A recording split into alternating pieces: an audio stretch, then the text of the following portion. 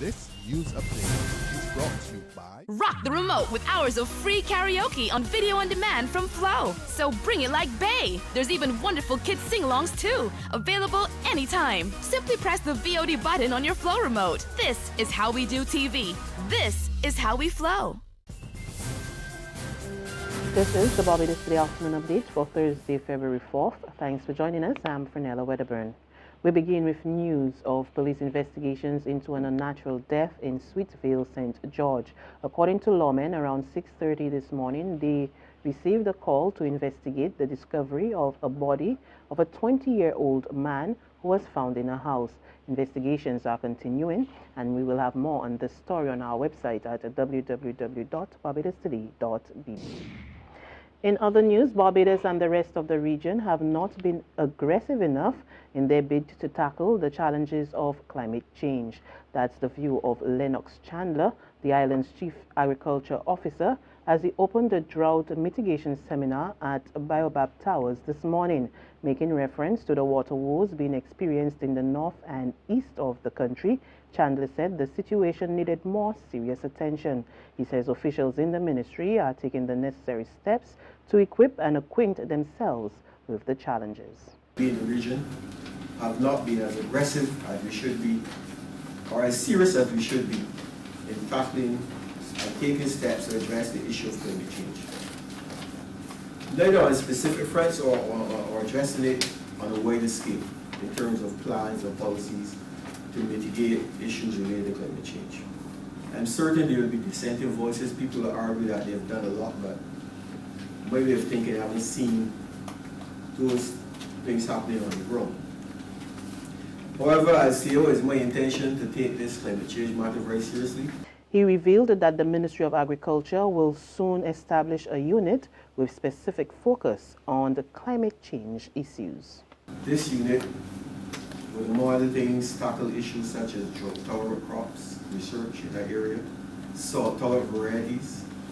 Recently, I attended a presentation by a professor from Israel, and he demonstrated a variety of watermelon which is being grown in Israel using what we refer to as brackish water, but salty water. And the yields are similar to those grown in fresh water, and the variety is even sweeter than the one that is grown in fresh water. So these are some of the things that we want to explore in the ministry, as well as things related to soil and water conservation, plant-water relations, and other such areas. So this unit will be set up shortly. I have already identified an officer. Minister of Industry and Commerce, Donville Innes, believes that Barbados should increase exports of goods and services to CARICOM. He made the comments following a 5-day trade mission to St. Lucia, Grenada, and Guyana, and as well on the heels of a decline in exports to CARICOM up to September last year. According to the minister, Barbados exported about $284 million in goods to CARICOM in 2014, when compared to about $259 million at the end of September last year. We expect that on the current trajectory, we will certainly exceed that. In 2016, we're estimating to get up to $285 million in exports to the Caribbean region, CARICOM region, I should say, from Barbados. Many Barbadians may certainly not appreciate the volume of goods that we export in the region. And while these figures may seem significant, we don't get there just by sitting here in Barbados and believing that others will buy what we produce. And that is why the board and management at the BIC took the decision that we really need to get up and go into the marketplace with those companies and service providers that we know are export ready, and to do so in a manner that will build strong linkages and relations with our partners in the other islands. Minister of Industry and Commerce Donville Innes addressing a media conference at the Barbados Investment and Development Corporation yesterday, where he gave an update on the outcome of the regional trade mission. The Barbados Gays, Lesbians and All Sexuals Against Discrimination has welcomed comments made by the Education Minister Ronald Jones over violence against persons involved in the lifestyle. Speaking in Parliament on Tuesday, Jones called for Barbadians to accept that the temporary lifestyle exists in the country and that persons involved are exposed to domestic violence. Responding to the statement, BGLAD's Executive Director Donnie Piggott said the minister's comments was an attempt to right the wrongs of a broken society.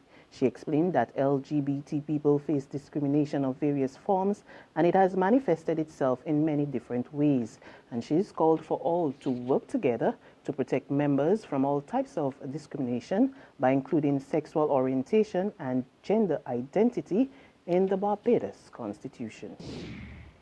Prime Minister Ronald Jones lauds repeat visitors for their contribution to Barbados' development. In welcoming guests to his official residence last night, Prime Minister Jones explained that 50 years ago, Barbados was dependent on sugar exports as its main source of income. However, he says over the years, the island has progressed and diversified with tourism taking the lead role, that is, in earning a foreign exchange. We could not have been as successful as we have been, particularly over the last 50 years as an independent nation, had it not been for people like yourselves who let slip no opportunity to demonstrate your faith and your confidence in Barbados. You've come here. You've occupied our hotel properties. Some of you have actually bought homes here. And year after year, you come here and you spend your money with us. The result of your loyalty, your commitment, is that we now have a tourist industry that leads this economy and is the principal earner of its foreign exchange. There's regional and international news after this short break. Get your paper. Only 225, 220. Who? For what? That's the bear stare news. I don't read about that from Barbados today since last night. That can't only care do. 220. Who? Barbados Today. News you can trust. Secure your future, be financially strong. Since 1983, we have been there for you. A smart range of products, great tax benefits. We're the solution to your hopes and your dreams. The Barbados Workers Union Cooperative Credit Union. The Barbados Workers Union Cooperative Credit Union. Humble beginnings to smart loans, smart savings. Save smart and borrow smarter. That's the move for me. Stability, prosperity. We're the solution to your hopes and your dreams. The Barbados Workers Union Cooperative Credit Union. The Barbados Workers Union Cooperative Credit Union. We pick up with news in the region where pharmacists in Trinidad and Tobago are reporting a marked increase in mosquito repellents due to the Zika virus. More in this report from TV6 News. The declaration of Zika as a public health emergency by Health Minister Terence Dialsing has caused greater concern among the population, reflected in sales of repellents and items which kill mosquitoes, according to Superfarm. Category Manager of Pharmaceuticals and a registered pharmacist at Superfarm, Daniel Gale, says it would appear that people are operating even more cautiously when compared to the chikungunya outbreak. We have seen a spike in our insect repellent sales, and we have prepared for such. The chikungunya virus the peak of it happened in August to September, October 2014, and we've seen similar, even more sales compared to that period. Gale says people should look for repellents containing ZEET, which has been recommended by the World Health Organization.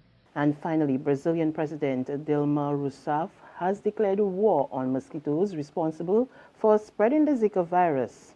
She said a national mobilization day will be held on Saturday, during which thousands of soldiers and state employees will work to eradicate the insects in homes and offices. Zika has been linked to babies being born with underdeveloped brains in that country. Meanwhile, President of Colombia says his country is also battling the virus, which was recently declared a global health emergency. We, in a way, were expecting a rapid increase. Something similar happened with another case called the chikungunya, which we had at the beginning of last year. And we expect this to grow and then reach a plateau and then come down.